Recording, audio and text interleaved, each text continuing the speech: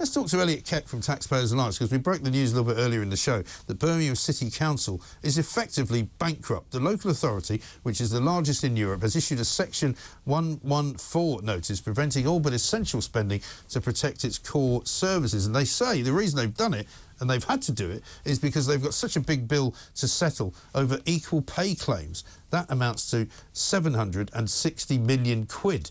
Let's find out from Elliot what this is all about. Elliot, very good afternoon to you. Good afternoon, Mike. Nice to talk to you again, as ever. Now, this, I suppose, will come as a bit of a shock to people who use Birmingham City Council for a variety of reasons, because it may well be that you might be owed money by them if you're a business person, or you might be a trader that's owed money by them. I mean, this is a massive problem, isn't it? And I thought that the equal pay claims problem for a lot of councils was something in the dim and distant past. Why has this one dragged on so long?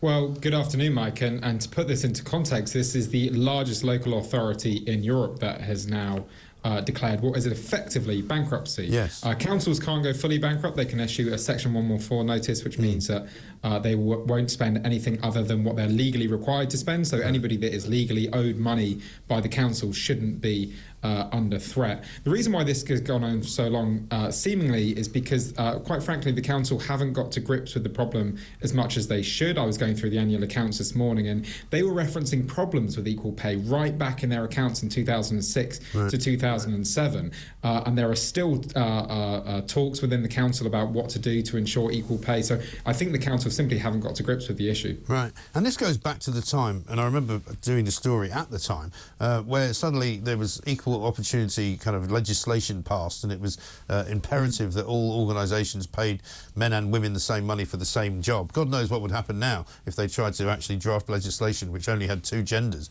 You know, heaven forbid, it would be an absolute nightmare. But, you know, it was suddenly discovered, and it was a bit of a kick in the teeth of the Labour Party, I think it was the Labour Party that brought it in, that an awful lot of particularly Labour-run councils for years had been paying different amounts of money to women, lesser amounts of money to women than to men. And so suddenly they had this massive amount of a backlog to catch up with when they had to offer all this money to female members of staff. But why they didn't sort this out then, I don't know.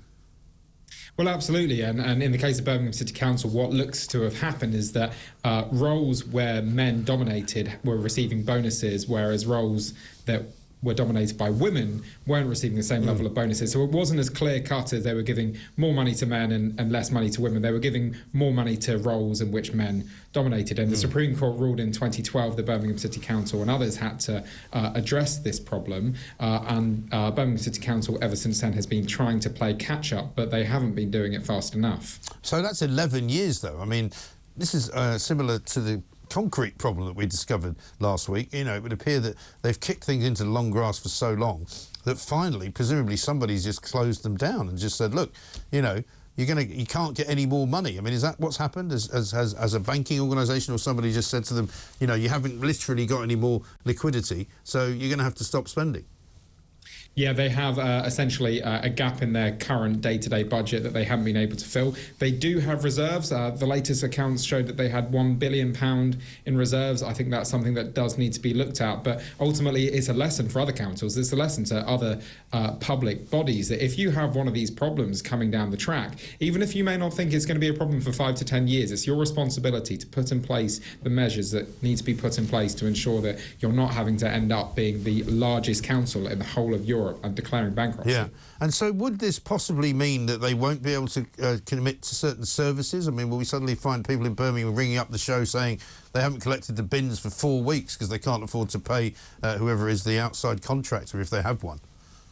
So there are statutory responsibilities which they have to fulfil, but on something like collecting bins, they could end up cutting bin services. They will have to collect the bins in some form, but maybe bin collections that were weekly or fortnightly will go down to every 3 weeks or so. So there will be a range of services which they're going to be looking at and finding ways to cut corners and cut costs. Oh, great. Something else to look forward to then from the good people of Birmingham. Elliot, great to talk to you. Thank you very much indeed. Elliot Keck there from Taxpayers Alliance on the huge problem which is now afflicting Birmingham City Council, the largest local authority in Europe, which in itself is pretty surprising.